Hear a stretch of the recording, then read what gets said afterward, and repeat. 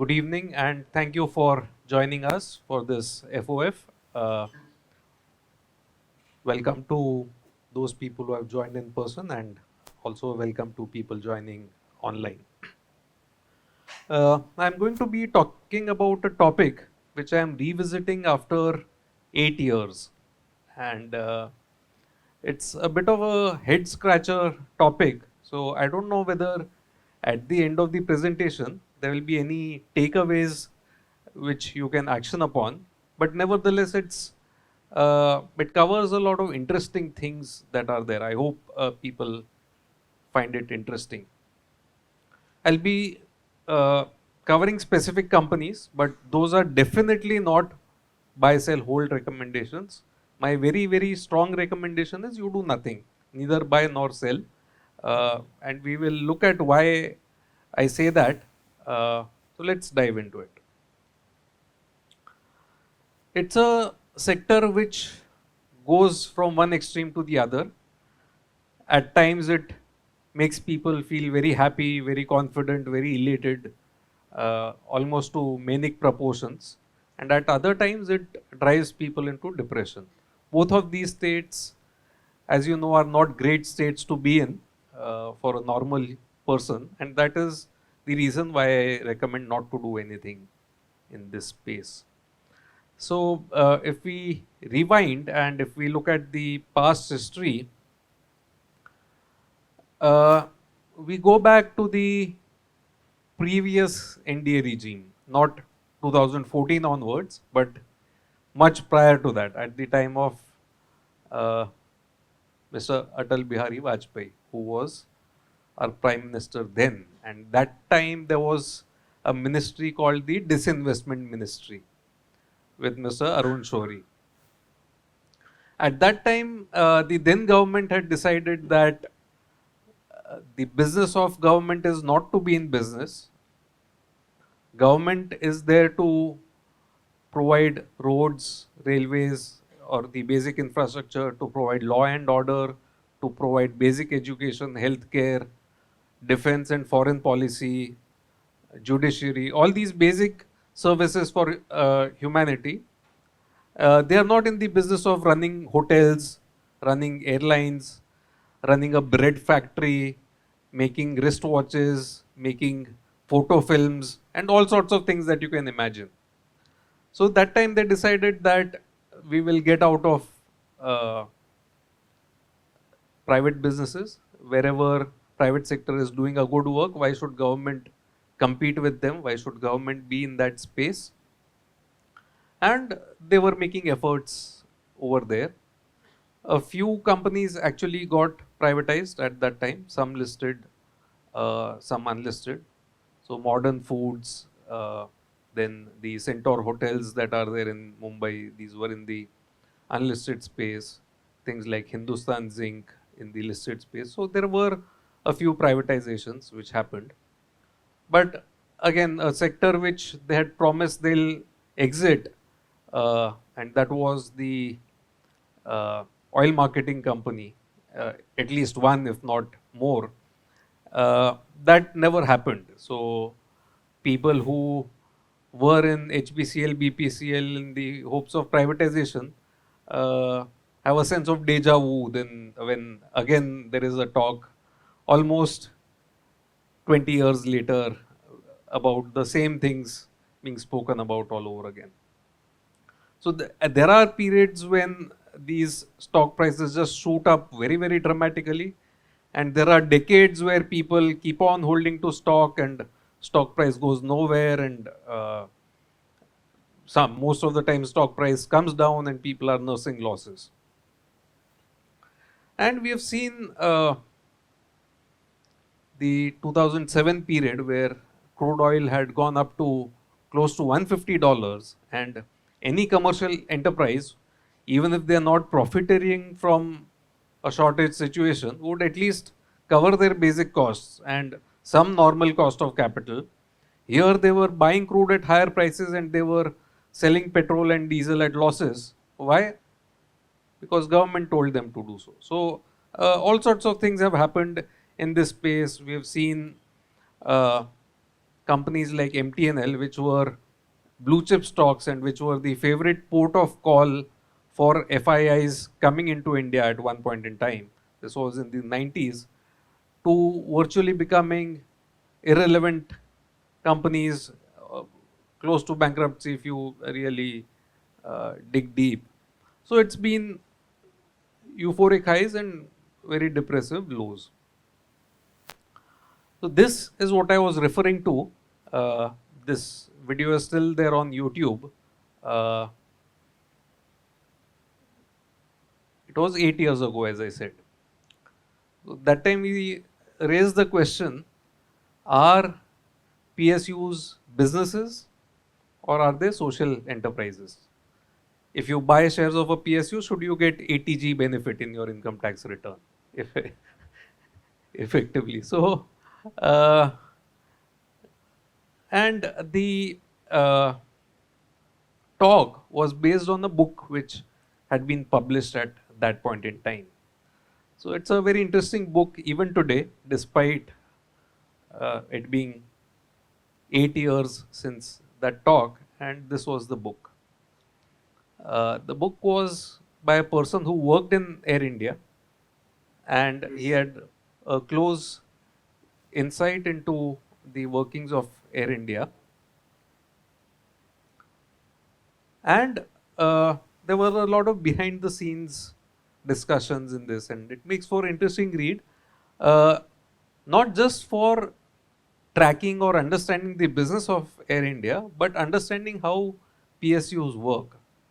So just maybe a couple of anecdotes as to how things work. So there was apparently some minister from Kerala who was in charge of Ministry of Civil Aviation, and that minister said, "Okay, I am from Kerala, and we should do something different in Air India. So why don't we offer Kerala Ayurvedic massages in to business class and first class passengers?" Now the people who actually ran the airline didn't know how to respond to that. Meaning, obviously, the airline is not designed for that. There's not so much space. The flight crew is not trained in that. So do you get additional crew or what? And again, so finally, they were able to say that the oils used would create a stench in throughout the aircraft, and it was not practical. And soon enough, the minister was changed, so they could manage to get away from that. But which routes should be operated upon depended on where the which state the minister came from, rather than commercial viability of different routes, and how many planes to order, and things like that would depend on geopolitics or some other factors and things like that. So it was a, meaning when you read it, it causes a lot of cringe as to how can a business operate in this manner, and how can anyone be a shareholder in such a company. Probably I need to reread it because the effect seems to have worn off over the years, but nevertheless. So this was a period where I spoke about it, and even as a organization, we were not too much into the PSU space. We owned a couple of city gas distribution companies, and later on they were sold. So we were absent from the PSU space for a while. Reason being that there is this saying, public money is like holy water. Everyone wants to dip their hand into it or partake of it. And being away from PSUs would have helped any investor. Uh, Simply not owning PSUs was a method of creating alpha, or was a method of doing better than the other space. So the orange line is the Nifty performance, and the blue line is the performance of Nifty CPSE, so Central Public Sector Enterprises. So as you can see, significant underperformance over many years. And even if you look at the remaining part, so this is 2017. So 2017 to 2023, after 6 years, you are back to break even after being in losses for a long period of time. And people who are great value investors, people who are very skilled in terms of ferreting out undervalued companies, have had a pitfall in this space where buying these companies has been a recipe for underperformance. And that's the unfortunate part. The space has really tested the patience of investors. So why are we discussing this? If we have spoken about this 8 years back, it's done and dusted.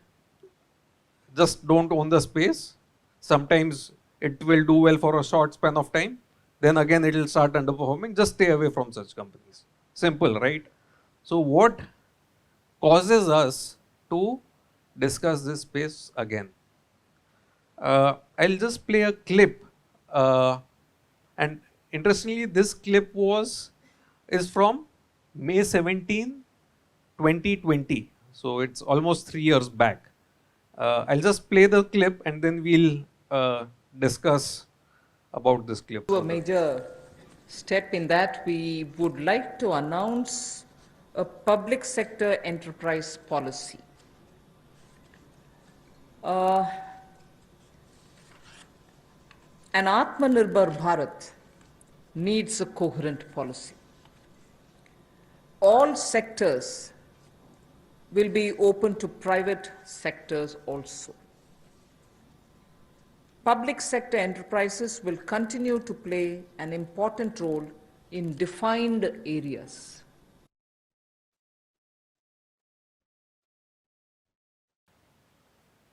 So anyone remembers what was happening in May of 2020? COVID, right?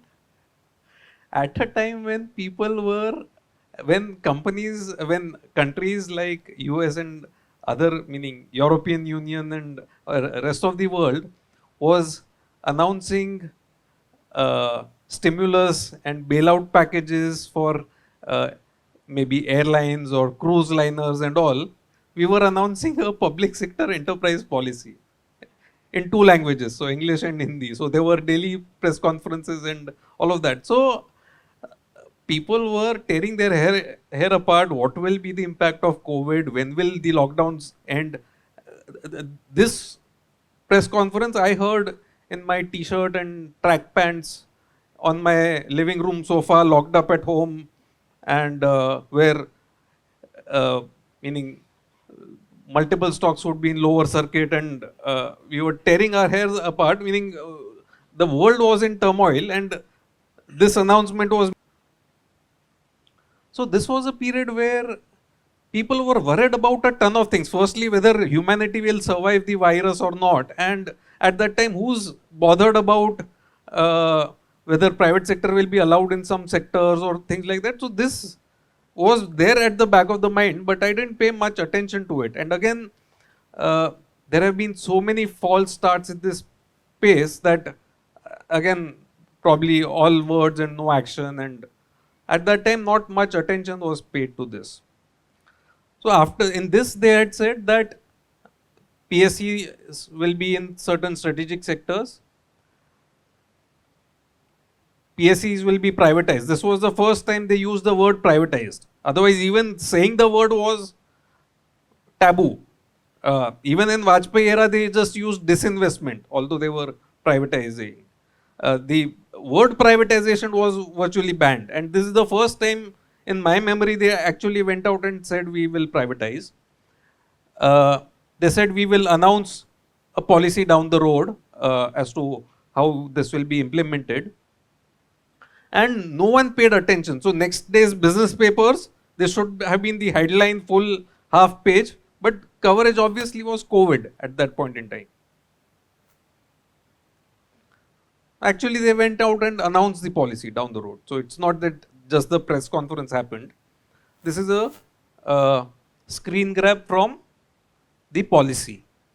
So they said, we will be in atomic energy, space defense, will be in transport, telecommunication, power, petrol, coal and other minerals, banking, insurance, financial services. So these 4 areas, we will be continue to be in them. Rest, we don't want to be in those. We will privatize things. And here also, we will have maximum of 4 companies. So we will either merge companies or we'll privatize companies in these sectors as well. And even in these sectors, we'll encourage private sector participation. That was what the policy was all about. Again, initially my feeling was, okay, they keep announcing, but nothing much happens. Each budget they say this much we'll raise from disinvestment or privatization, and in revised estimate that number does not get met. So why bother about it? And after many, many years, they actually went out and privatized Air India. So full circle of life, started with Tatas and ended with Tatas again. Then something started stirring in my mind. There seems to be some seriousness to this whole effort. It doesn't seem to be just talk, because there have been so many false starts in the privatization space. Air India, they have tried to privatize so many times in the past, but finally they have gone and done it. The question was, does it merit a relook? Again, please bear in mind, don't do anything after this presentation, neither buy stock nor sell stock. This is just, we are looking at it again, we are just revisiting this space.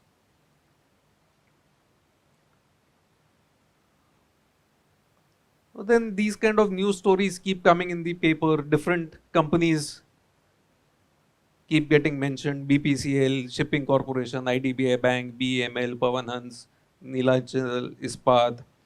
IDBI Bank, again, like Air India, they have been trying to privatize for so many times it's failed. So again, point being, this is again being discussed very, very vigorously.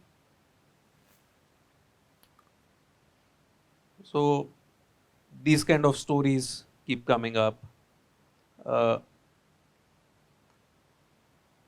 We looked at the long-term performance of the CPSE index, where it has underperformed in Nifty by a huge margin. And we also saw from 2017 till today, it's barely broken even. But if you look at from 2020, it's more than doubled.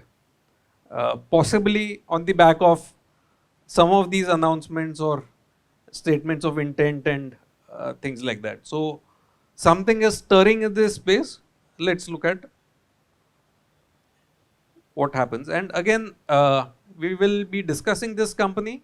So whatever had to happen in this company has more or less happened. So again, nothing actionable here, just to put out a caveat over here. So this company is a mining company. Largely it mines for iron ore, and a cyclical business. Iron ore prices go up and down, their profits go up and down. So it's a tragedy as well as a comedy. It's a tragi-comedy.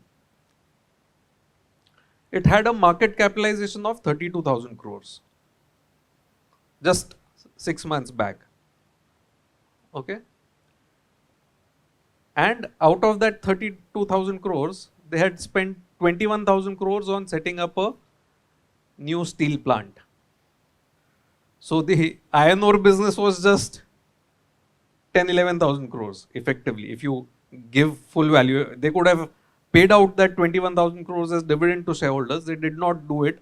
For almost a decade, they kept making that new steel plant. So effectively, either markets were not valuing the iron ore business or not ascribing any value to the new steel plant. 6 months fast forward, demerger happened. Now there are 2 companies. Now there is NMDC and there is NMDC Steel. NMDC still has a market cap of 33,000 crores. And the steel company now has a market cap of 10-11,000 crores, depending on when you check it. So in 6 months, anyway, the stock has returned somewhere around 33%. So that demerger has happened. Is it a happy ending? Is it a sad ending? Uh, it's sad, right? So they have put 21,000 crores in creating that steel plant. They have spent more than a decade setting that up. And the market and any analyst, so again, I'm not a steel expert, but any analyst that you talk to will ascribe a value of 10-11,000 crores to that plant. People are not excited. And they've announced that they will be privatizing this company, the new steel plant. So just the next slide. They've actually started the process of selling that steel plant. At what price should that steel plant be sold? They've spent 1 decade setting it up. It's a government company. Arguably, they would have done the full process of inviting tenders, L1 bidding, all of that.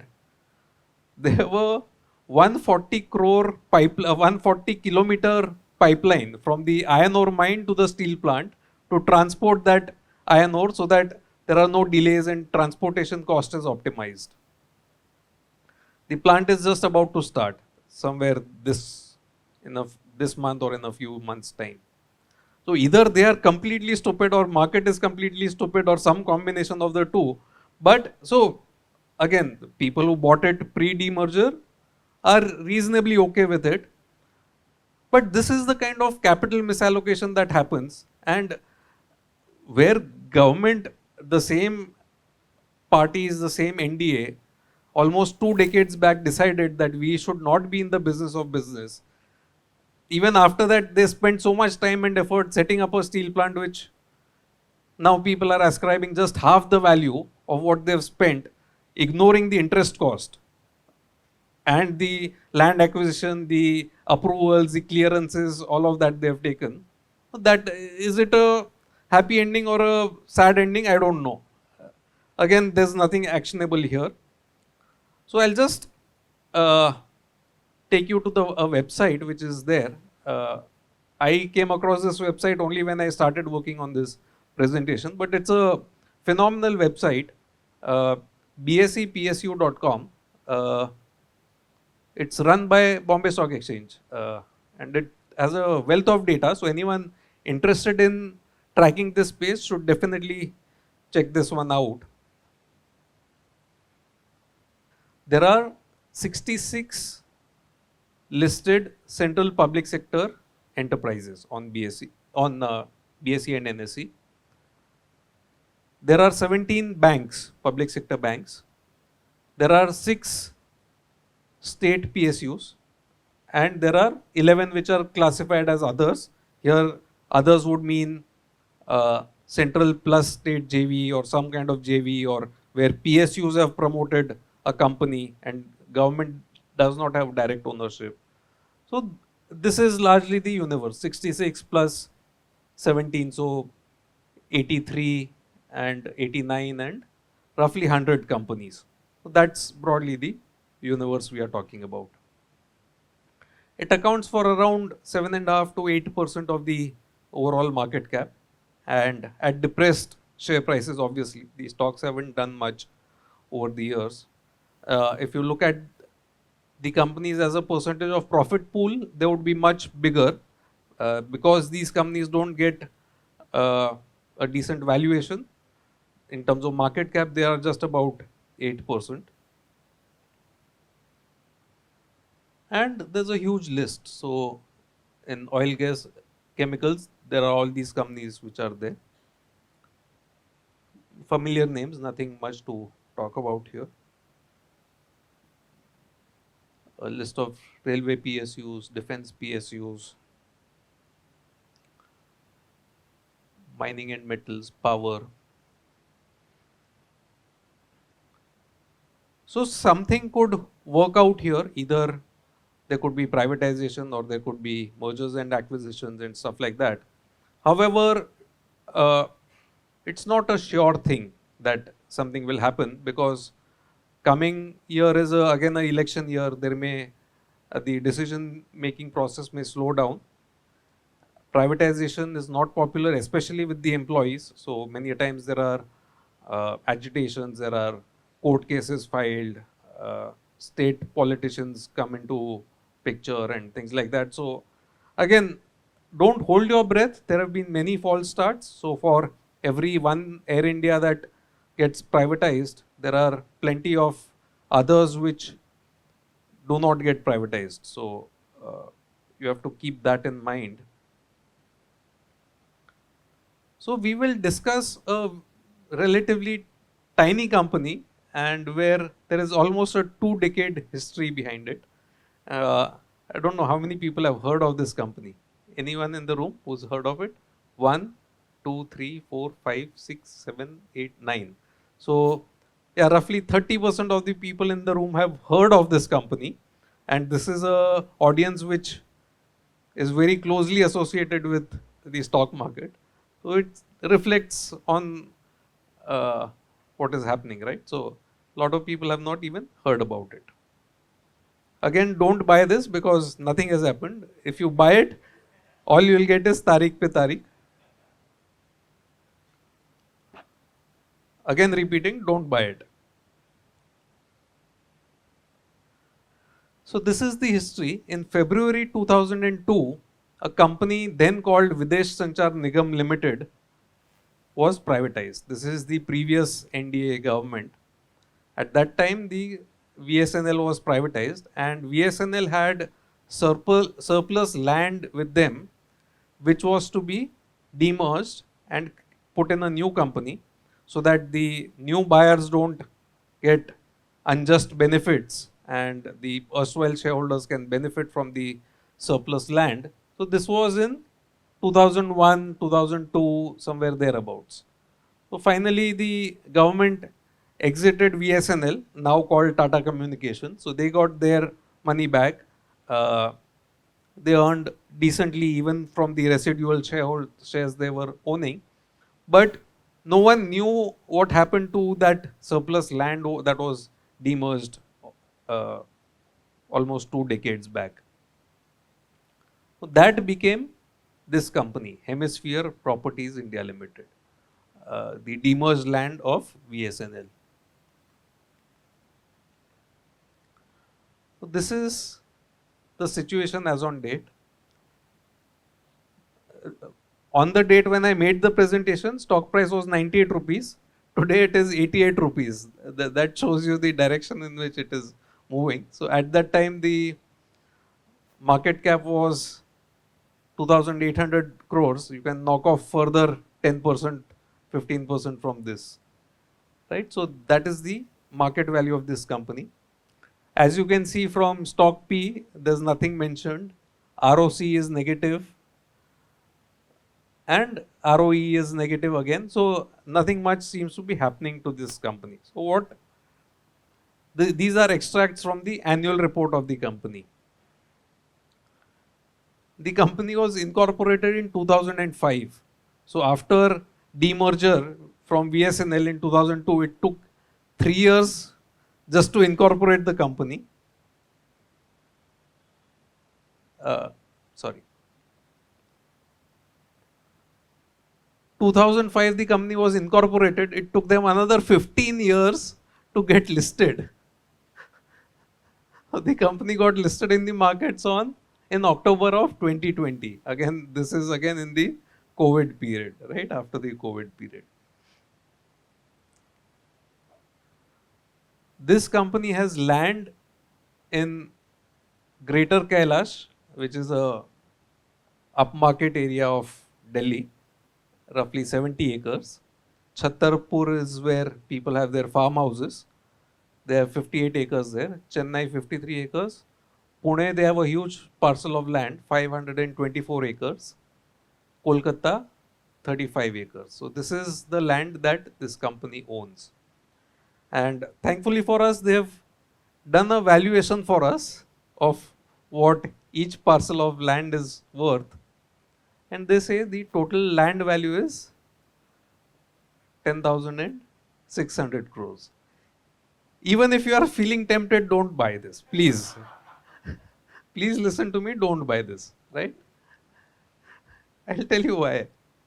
Because in the annual report, there are these wonderful pictures of their land parcels, and security guards are very smartly standing in front of that, and they are guarding an empty plot of land. That is their job description.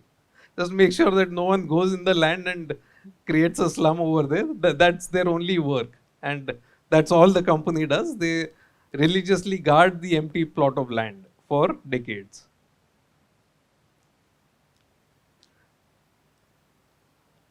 So these are rupees in lakhs. So they have some borrowings around 62 crores. They have other financial liabilities of 661 crores. So what are these 661 crore liabilities? Right? Very, very, very interesting. They have stamp duty payable of 651 crores. So after privatization in 2002, after incorporating the company in 2005, after listing in October of 2020, still they haven't paid the stamp duty and even got the land registered in the name of the listed company. Right? So that is where they are at right now. And yeah, stamp duty is payable. There are 32 cases of litigation. Also on 5 parcels of land, there are 32 litigations. So 6 cases per plot on an average.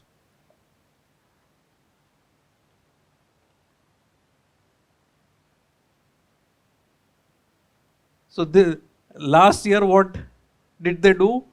First item, possession of all land is complete. So last year they possessed the land. They did due diligence, they did various things, but nothing happened towards monetization of that. Initiated leasing of land on short-term basis. I don't know what this is. Do they let it out for marriages or what? I don't know. Okay, now they don't even have the money to pay for the stamp duty, so they have to wait for ministry to lend them that money. And once they get the money, they will then pay the stamp duty.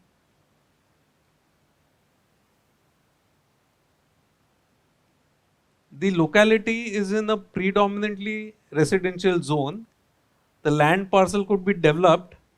However, permission may not be granted because of depleting water reserve and water crisis in the area. What would any other builder do? Develop, surely, right? Either dig a bore well or tell the residents get tanker water or do rainwater harvesting or create a development and then pressurize local politicians. Now people are living, you have to provide water one way or the other. What will these people do? No, they will keep doing Tariq pe Tariq. And so in the annual report, they have stories. We explored creating a data center here. That process will take 1 year.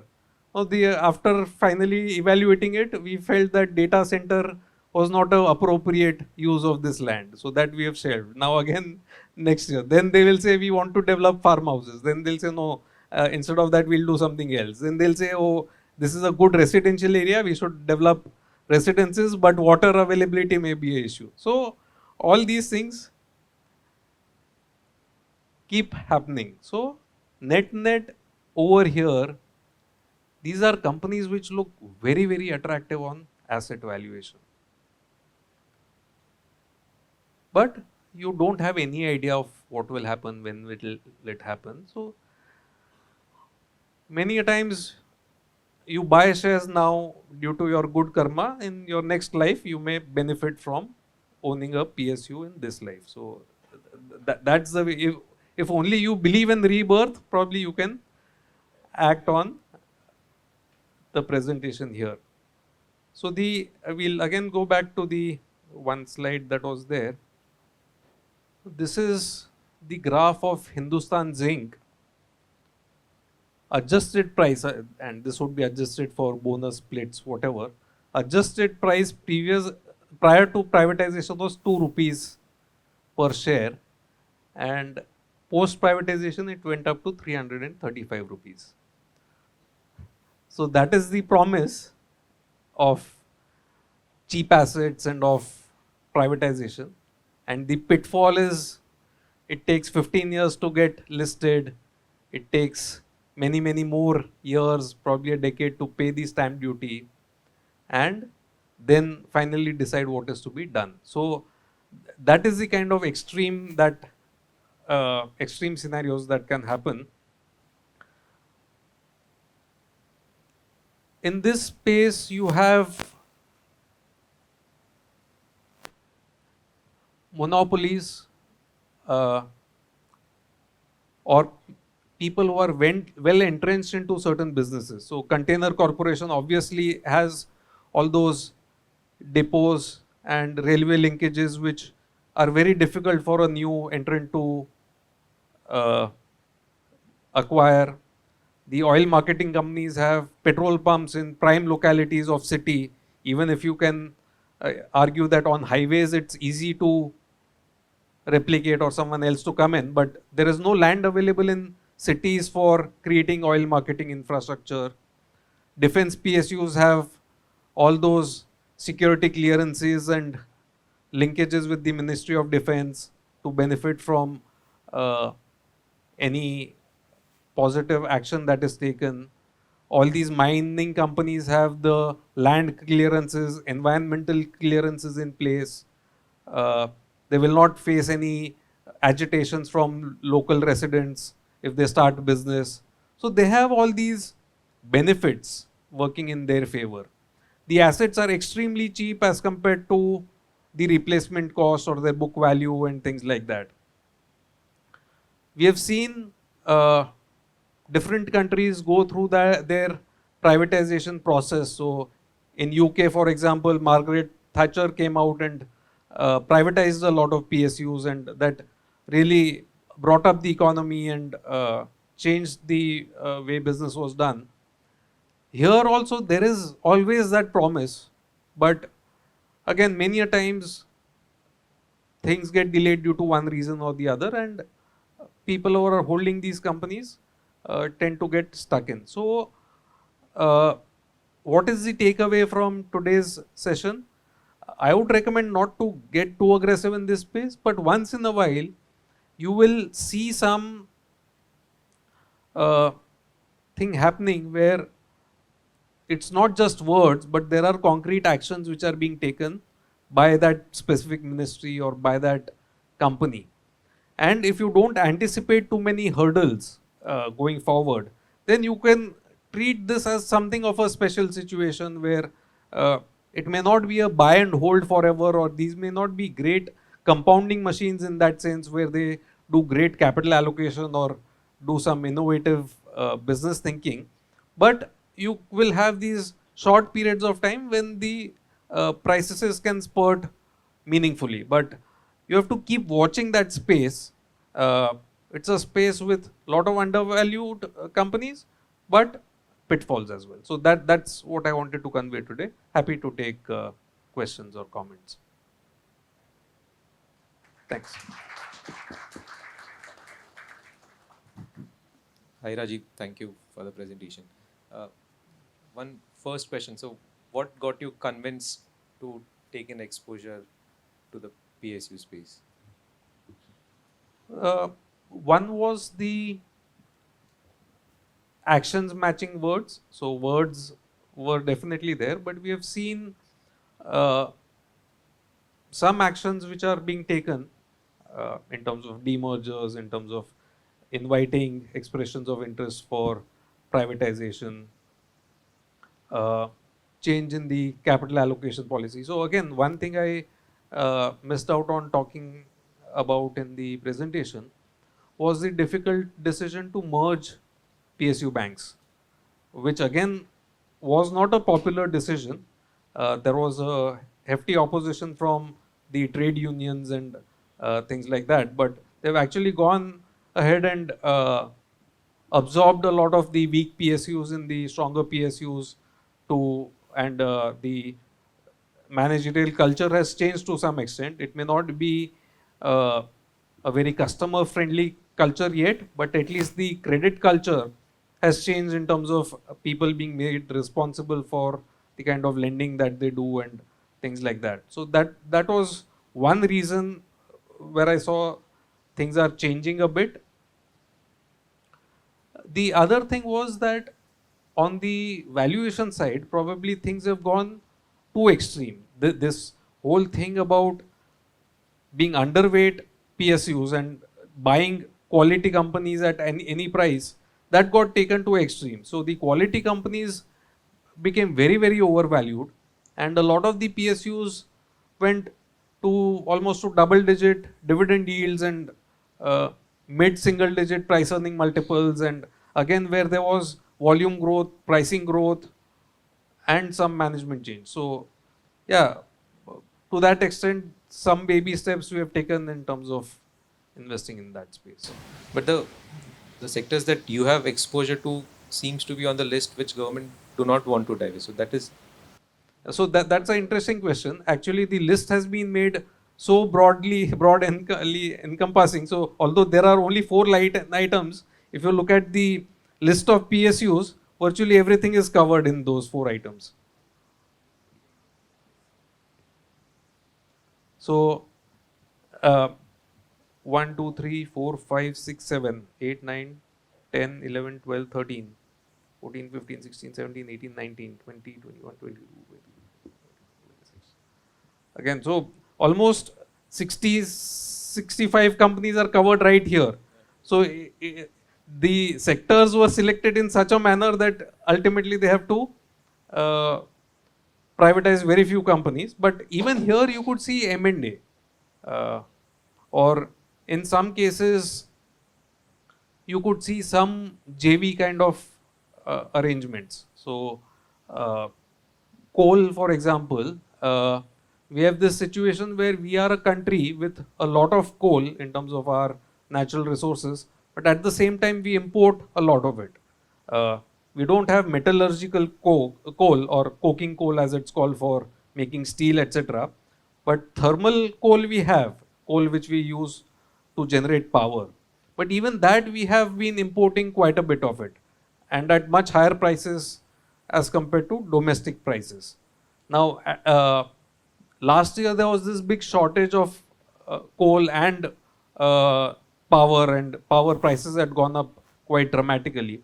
So at that time, government came out with the policy that wherever Coal India is not producing and wherever there's a established field, maybe private players can come in and come to some arrangement and start making that. So reforms are taking place overall. So even let's say in the power space, there have been measures to monetize the past assets. So InvITs have been created, and those older assets have been put in an InvIT structure where debt investors can invest and the operating company can again recycle capital rather than capital being stuck in that. So some measures are being taken. Let's see how they pan out. So don't hold your breath, but at least some early signs of improvement, I would say, are visible.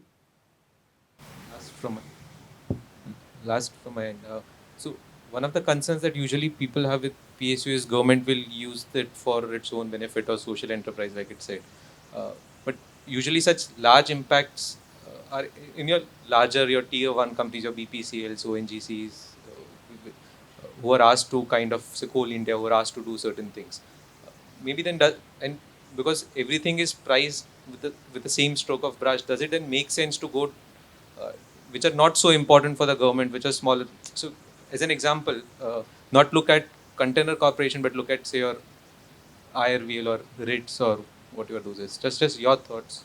Yeah, so that's a very great question. And there's no foolproof way to guard against that. So, in India, any promoter, whether it be government, whether it be private, whether it be a MNC, you can't do too much activism. So you can vote against the resolution as a minority shareholder, but finally what they say will prevail. Uh, However, if you look at some of the recent examples, one can see some sensitivity in the government departments towards minority shareholders. I'll give you some specific examples. So IRCTC, for example, there was this proposal that now they will have to share out a bigger portion of their revenue with the Ministry of Railways, and that was unfriendly to minority shareholders. Stock prices crashed. Uh, they reversed it, right? So when there was outcry, there were some trial balloons on how Power Grid has to allocate its capital, and they would have to acquire some other company, and there was no official statement, but there were these rumors, and stock price crashed, and again the ministry came out and said, no, we are not going to do that. So I would think that there is some understanding on the part of the government also, because obviously someone over there sees that stocks haven't done well and they keep coming down despite a lot of potential in those companies. I would not say it will never happen, but I think the worst excesses should be behind us if one looks at the way things have been panning out. There are elements who still try to do this, but there are countervailing forces also at work who try and make sure that things are proper.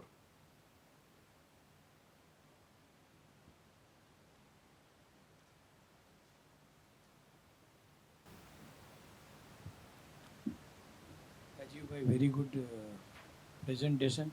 In fact, I was looking for this for quite a long time. I have seen in the market also, like people like Ramesh Damani and all, they held this PSU stock for ages and they made a lot of money. And there are a lot of people who thought this can happen, lost lot of money. One of my friend lost very big money when HPCL privatization was struck down by Supreme Court. So I will have two questions. One is on coal. So one of my friend was a director on KSK, and they were very good at operationalizing the coal mines. So they were getting that coal mines from the government, government of Gujarat or government of Chhattisgarh. They were operationalizing it within 4 years, which is 10 years of Coal India or something like that. That is what KSK people used to say. Okay. But I don't think they had that, particular policy they have put into action because it was given as a trial or whatever. Today, KSK is completely bankrupt. And looking at KSK, I don't know whether I should name this, but in Gujarat, most of the coal operationalization is gone to Adani. So, so Objective today is not to discuss specific companies or no, specific sectors. What we are discussing is the PSU space, and where if those are operational assets, those have been operational for a long time, and somewhere there would be assets like land parcels or capital work in progress or uh, some business areas where they are not really running it as a commercial operation. They are selling it way below market prices in some situation and things like that. So if we discuss individual sectors, there are many nuances. So coal, for example, there were all these mines allotted without a proper bidding process. Then that was struck down by the courts. Then again there was shortage. So then again there was some policy revision that on a temporary basis, wherever there's a severe shortage, will allow and things like that. So there are many finer points in this. So if we start discussing that, then it'll take a lot of time. But objective today was just to give a broad overview of what all companies are there and what policy actions are being taken and what one should look out for in the future if any such thing arises. the second question will be you said the NMDC demerger of the steel unit is a sad story, and I think we are holding it into the schemes. So, do you, as you say, that in some you have seen action and words coming together, do you see separate steel company being hived off at a reasonable value, or you see NMDC original is undervalued? So it's a portfolio stock. I'll not comment on it, what we will do As a or thing. whether it's undervalued. So it's something which has happened in the past. So someone who bought it within the last 12 months has seen that benefit of demerger happening. Now, beyond this, we don't know what will happen. You don't you, madam, as a general investor, not as a portfolio company, do you really see like demerger, words and actions were matched? Do you see in disinvestment, do you feel words and action will match? Which decision will have to be taken company by company. So you cannot broadly say that all these companies are in the news where they are trying to privatize, all of them will get privatized. You have to closely track them. You have to see the feasibility. Are there any hurdles over here? Uh, like we saw, is the land in their name? Has the stamp duty been paid? Is there any possibility of it actually happening, or is it just in the air? So some segments may be easier to monetize, some other may be more difficult to monetize. So you have to take a decision company by company. You cannot make a broad brush judgment saying, okay, now all PSUs are being privatized, let's go and buy all of them. You can't make such a judgment. You are trying to say when nobody is buying PSU and you sense that it is grossly undervalued, then only you should get into it. No. So first is don't do anything after listening to this presentation. That's the first recommendation. But if you insist on doing something, then track it, watch it for a long time, arrive at a proper judgment. Only then, once in a while, something may come your way.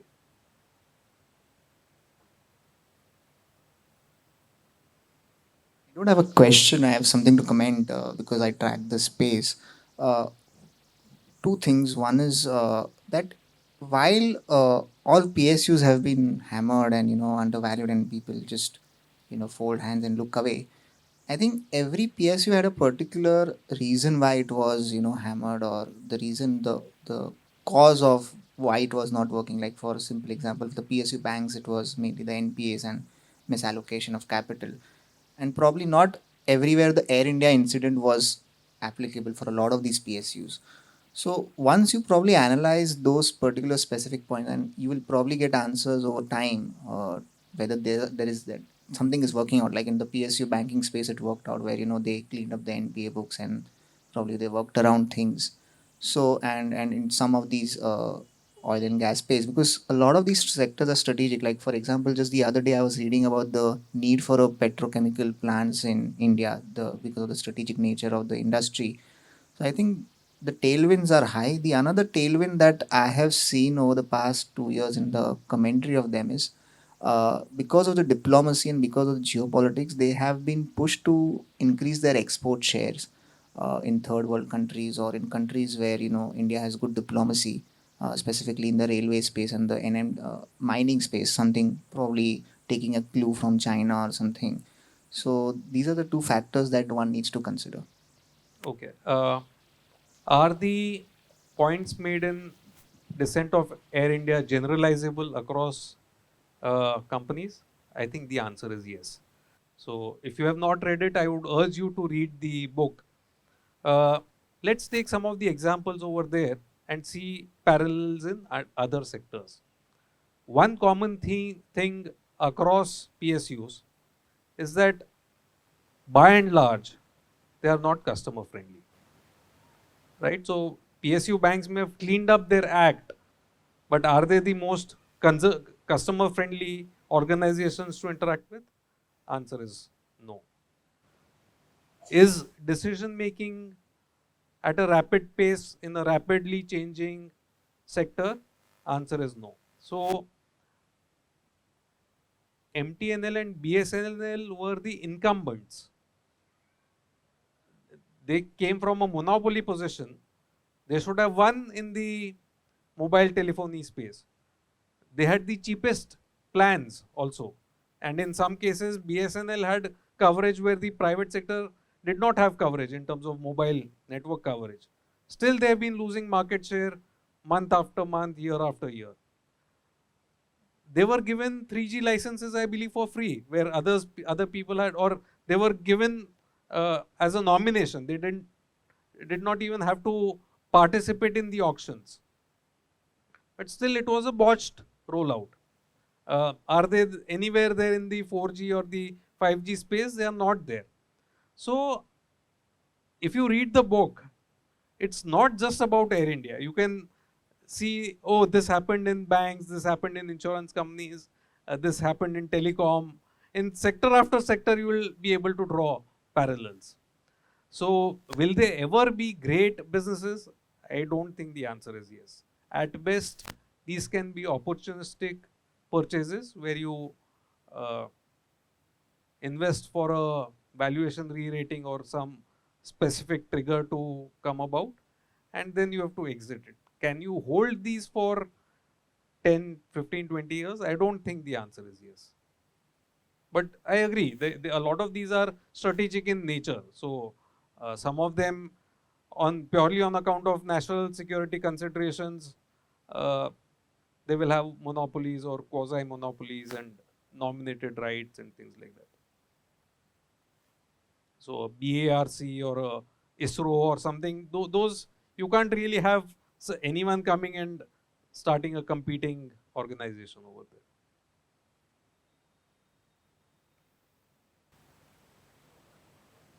That I have learned here is that somebody was telling me constantly to buy Misra Dhatu.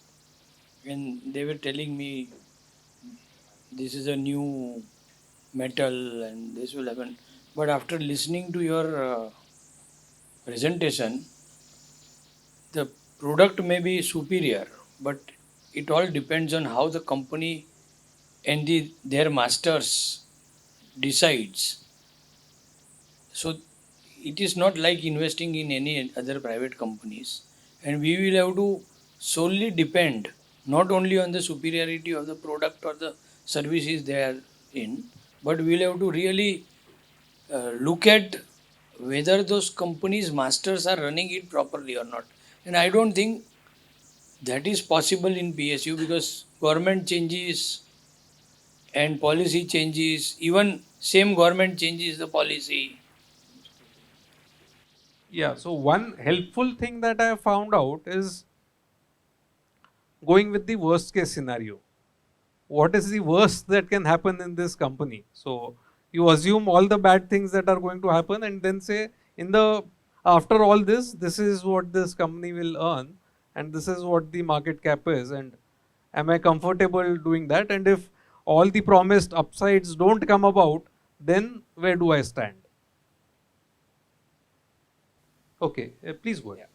Thanks. So just one question that again, with respect to investing in PSUs for the longest time, one concern was the predictability of growth or earnings. Do you see any change or like the tide turning towards PSUs being managed in a manner which is bringing more predictability, or it's becoming more attractive to look at it from a growth perspective, beside everything that you've discussed on the presentation? Thanks. If the government is going to continue running these businesses, will they suddenly become growth engines, customer friendly businesses, will compete with their private sector counterparts? No.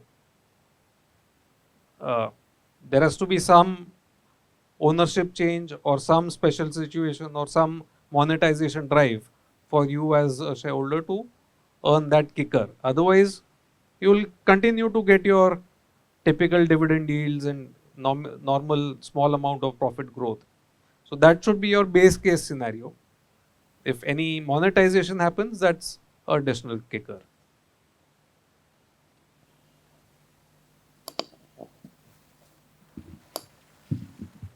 do we apply the same thing on a discussion on defense PSUs? It applies for everything. So I mentioned in the earlier slide, I had mentioned a defense PSU.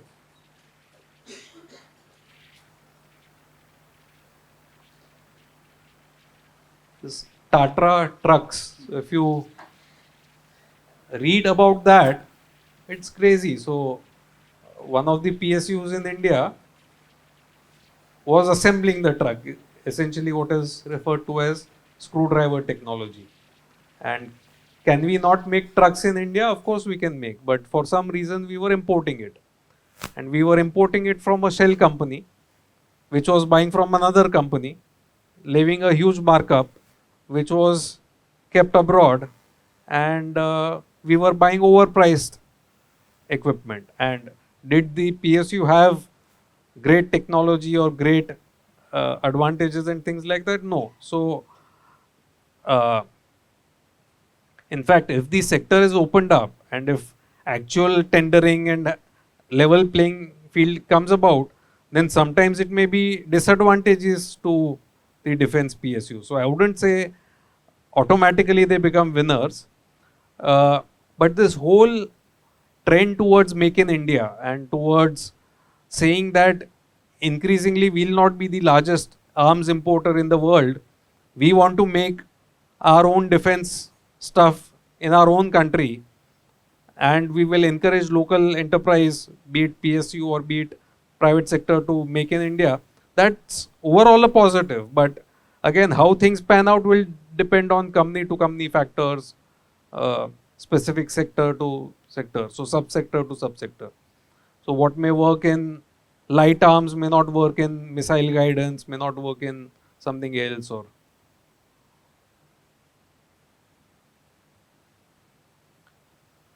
great. Thank you so much. Thanks.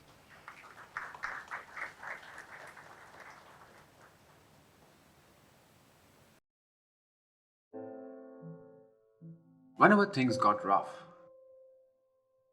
I always remember what my father used to say.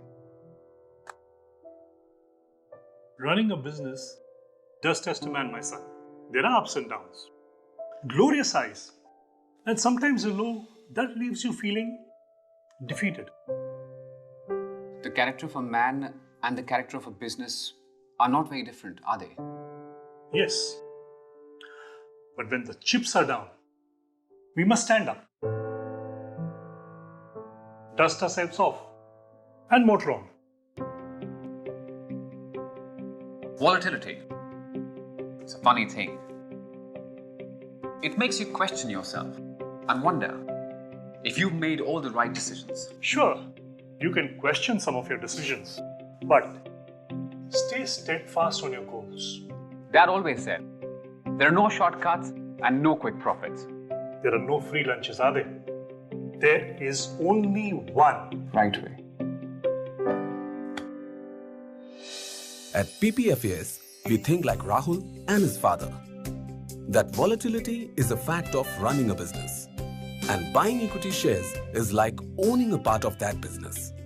We use value investing principles to manage your money. This means we invest in the right businesses at reasonable prices and for a longer term. PPFAS Mutual Fund. There's only one right way.